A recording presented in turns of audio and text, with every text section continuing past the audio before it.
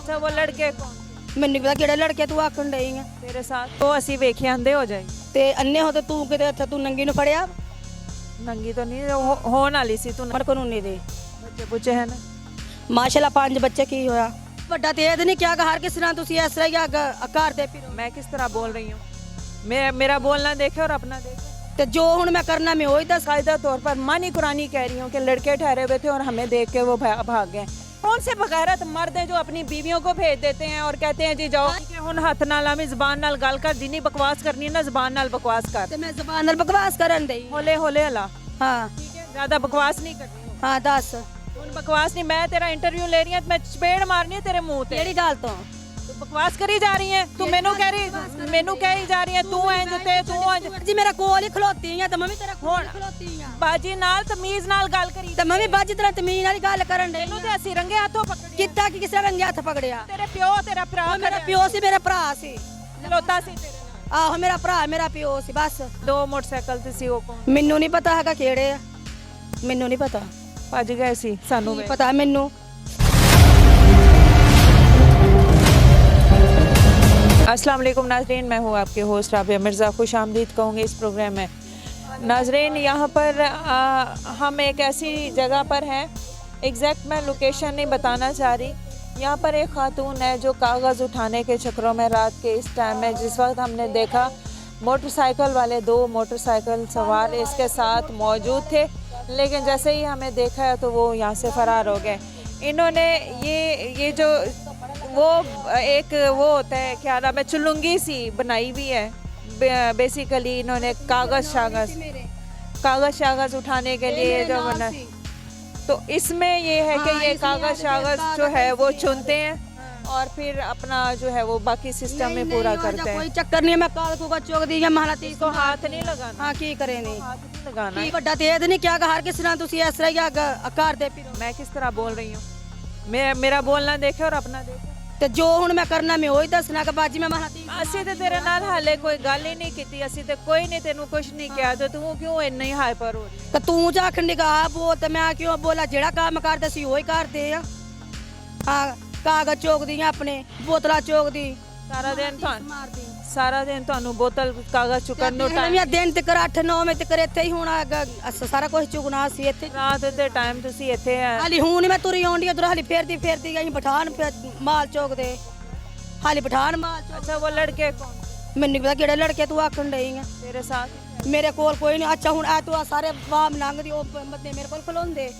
ਉਹ ਬੰਦੇ ਮੇਰੇ ਕੋਲ ਖਲੋਤੇ ਉਹ ਤੇ ਜਿਹੜੇ ਬੰਦੇ ਦੀ ਗੱਲ ਨਹੀਂ ਕਰੀ 2 ਮੋਟਰਸਾਈਕਲ ਤੇ ਸੀ ਉਹ ਕੌਣ ਮੈਨੂੰ ਨਹੀਂ ਪਤਾ ਹੈਗਾ ਕਿਹੜੇ ਆ ਮੈਨੂੰ ਨਹੀਂ ਪਤਾ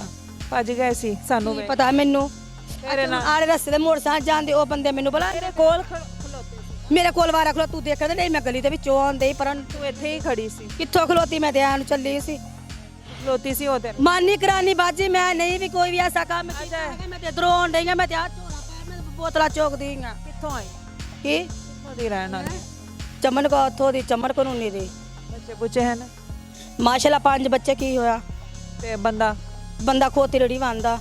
ਤੇ ਉਹ ਨਹੀਂ ਹੁੰਦਾ ਨਾਲ ਤੇ ਉਹ ਬੰਦਾ ਆਪਣੀ ਖੋਤੀ ਰੜੀ ਵਾਂਦਾ ਮੈਂ ਆਪਣੇ ਬੱਚਿਆਂ ਦੀ ਮਜ਼ਦੂਰੀ ਕਾਗਜ਼ ਪਰਚਰ ਚੋਕ ਕੇ ਕਰਦੀ ਮੀਆਂ ਬੀਵੀ ਰਲ ਕੇ ਵੀ ਤੇ ਕਰ ਸਕਦੇ ਹੋ ਨਾ ਤੇ ਮੀਆਂ ਬੀਵੀ ਰਲ ਕੇ ਕਰਦੇ ਪਏ ਵਾਂ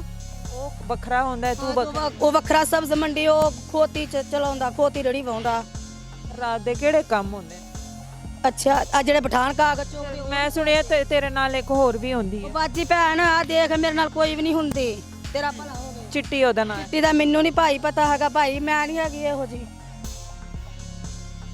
ਅੱਛਾ ਕਿਉਂ ਇੱਥੇ ਬਹਿ ਜਾ ਵੀ ਸਾਰੀ ਰਾਤ ਦੇਖ ਲੈ ਮੈਂ ਕਿੱਧਰ ਨੂੰ ਜਾਂਦੀ ਆ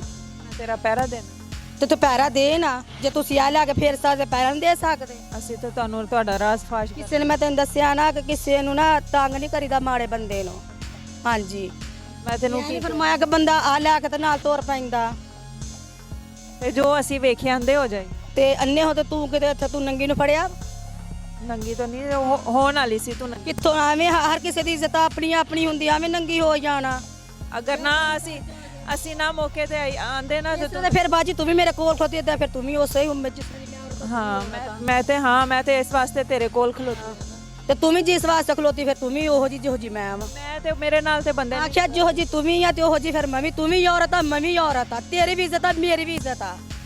ਮੇਰੀ ਨਹੀਂ ਇੱਜ਼ਤ ਤੇਰੀ ਬੋਤੀ ਆਖਿਆ ਨਾ ਕਿ ਤੇਰੀ ਇੱਜ਼ਤ ਵੀ ਉਹ ਤੇ ਮੇਰੀ ਇੱਜ਼ਤ ਹੱਥ ਨਾ ਲਾ ਮੈਨੂੰ ਹੱਥ ਨਾ ਲਾ ਹੁਣ ਹੱਥ ਨਾ ਲਾਵੀਂ ਹਾਂ ਠੀਕ ਹੈ ਹੁਣ ਹੱਥ ਨਾ ਲਾਵੀਂ ਜ਼ਬਾਨ ਨਾਲ ਗੱਲ ਕਰ ਜਿੰਨੀ ਬਕਵਾਸ ਕਰਨੀ ਹੈ ਨਾ ਜ਼ਬਾਨ ਨਾਲ ਬਕਵਾਸ ਕਰ ਤੇ ਮੈਂ ਜ਼ਬਾਨ ਨਾਲ ਬਕਵਾਸ ਕਰਨ ਦਈ ਹੌਲੇ ਹੌਲੇ ਹਲਾ ਹਾਂ ਠੀਕ ਹੈ ਜ਼ਿਆਦਾ ਬਕਵਾਸ ਨਹੀਂ ਕਰਨੀ ਹੁਣ। ਹਾਂ ਦੱਸ ਹੁਣ ਬਕਵਾਸ ਨਹੀਂ ਮੈਂ ਤੇਰਾ ਇੰਟਰਵਿਊ ਲੈ ਰਹੀ ਹਾਂ ਤੇ ਮੈਂ ਚਪੇੜ ਮਾਰਨੀ ਹੈ ਤੇਰੇ ਮੂੰਹ ਤੇ ਕਿਹੜੀ ਗੱਲ ਤੋਂ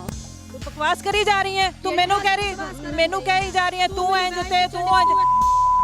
ਜੀ ਤੇਰੇ ਨਾਲ ਖੜੀਆ ਸੀ ਉਹ ਬਣੇ ਮੈਂ ਕਿੱਥੇ ਖਲੋਤੀ ਮੈਂ ਤਾਂ ਗਲੀ ਚ ਵੜਦੀ ਪਈ ਹੈਗੀ ਤੇ ਮੈਂ ਤੈਨੂੰ ਚੱਲੀ ਜਾਂਦੀ ਬਕਵਾਸ ਕਰੀ ਜਾ ਰਹੀ ਹੈ ਤੂੰ ਤੇ ਮੈਨੂੰ ਕਹਿ ਜਾ ਰਹੀ ਹੈ ਕਿ ਤੂੰ ਇਹੋ ਜੀ ਹੈ ਤੂੰ ਇਹੋ ਜੀ ਹੈ ਤੂੰ ਵੀ ਤਾਂ ਬਾਜੀ ਮੇਰਾ ਕੋਲ ਹੀ ਖਲੋਤੀ ਆ ਤੇ ਮੈਂ ਵੀ ਤੇਰਾ ਕੋਲ ਹੁਣ। ਹੀ ਖਲੋਤੀ ਆ ਬਾਜੀ ਨਾਲ ਤਮੀਜ਼ ਨਾਲ ਗੱਲ ਕਰੀ ਤੇ ਮੈਂ ਵੀ ਬਾਜੀ ਤੇਰਾ ਤਮੀਨ ਵਾਲੀ ਗੱਲ ਕਰਨ ਦੇ ਤੈਨੂੰ ਤੇ ਅਸੀਂ ਰੰਗੇ ਹੱਥੋਂ ਪਕੜੀ ਕਿੱਦਾਂ ਕਿ ਕਿਸੇ ਰੰਗੇ ਹੱਥ ਪਕੜਿਆ ਤੇਰੇ ਪਿਓ ਤੇਰਾ ਭਰਾ ਉਹ ਮੇਰਾ ਪਿਓ ਸੀ ਮੇਰਾ ਭਰਾ ਸੀ ਖਲੋਤਾ ਸੀ ਤੇਰੇ ਨਾਲ ਆਹੋ ਮੇਰਾ ਭਰਾ ਮੇਰਾ ਪਿਓ ਸੀ ਬਸ ਐਵੇਂ ਗਸ਼ਤੀਆਂ ਵਾਲੇ ਕੰਮ ਨਹੀਂ ਹੈਗੇ ਸਾਡੇ ਚ ਆ ਵੇਖ ਲੈ ਵੀ ਬੋਤਲਾਂ ਚੋਕਦੀਆਂ रात नजरीन अंदाजा लगाएं इसकी जुबान मैं इस तरीके से बात कर रही हूँ अब इसने मुझे मजबूर किया है क्योंकि ये खातून के साथ 2 लड़के ठहरे हुए थे और इसने बड़े गलत तरीके से जब इन्होंने देखा कि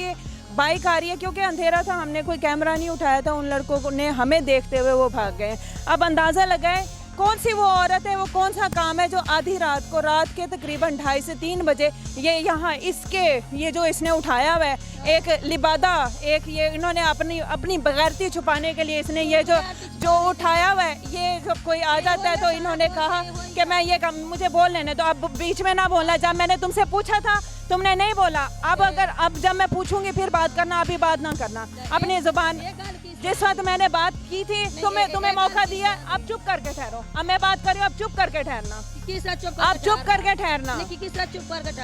ये जो इन्होंने ये सिर्फ बेगैरती का इन्होंने उठाया हुआ है जब कोई लड़का कोई बंदा किसी को देखते हैं ना तो फिर ये यही उठाना शुरू हो जाते हैं वैसे इनके मुंह पे लानत है इनके कामों में लानत है इनके ये जो रात के टाइम है कौन से बगैरत मर्द हैं जो अपनी बीवियों को भेज देते हैं और कहते हैं जी जाओ ये देखें ये बिल्कुल मैं कैमरामैन को कहूँगी ये आगे पीछे रोड बिल्कुल क्लीन है अंधेरा है सुनसान जगह है यहाँ पर ये औरत ये आधी रात को ये चुग रही है जी मैं बोतलें उठा रही हूँ मैं कागज़ उठा रही हूँ और यहाँ पर इसके साथ बाकायदा तौर पर मानी कुरानी कह रही हूँ कि लड़के ठहरे हुए थे और हमें देख के वो भाग गए यहाँ पर ट्रकों के पीछे अंधेरा है क्योंकि यहाँ पर किसी ने आना नहीं है और ये जो है यहाँ पर गलत काम होते हैं इसने सिर्फ ये एक लिबादा एक झूठा इसने वो कुछ पकड़ा हुआ है जो थोड़ा सा उसने ये कि मैं बोतलें उठाती हूँ मैं कागज़ उठाती हूँ लेकिन आपने उसकी गुफ्तगू सुनी इसने एंड में मुझे हाइपर किया और मुझे मतलब उसके हिसाब से ज़ुबान चलाने पर मजबूर किया हालांकि मैं इस तरह नहीं चाह रही थी मैं उसको बर्दाश्त कर रही थी लेकिन उसने मुझे मजबूर किया कि मेरा जो सब्र का जो है ना वो पैमाना लबरेज़ हो गया मज़ीद और क्या कहूँ ये एक और केस जो है हमने आपके सामने डिस्क्लोज़ किया हमारा मकसद ये नहीं है हम इनको रोक नहीं सकते हम कहाँ रोकेंगे सिर्फ हमारा मकसद है हम आप तक प्रोग्राम लाते हैं आपको पहुंचाते हैं प्रोग्राम के मज़ीद लाहौर में और क्या क्या हो रहा है अपना बहुत ख्याल रखिएगा मुझे दीजिए इजाज़त हाजिर होंगे नए प्रोग्राम में अल्लाह हाफ़िज़।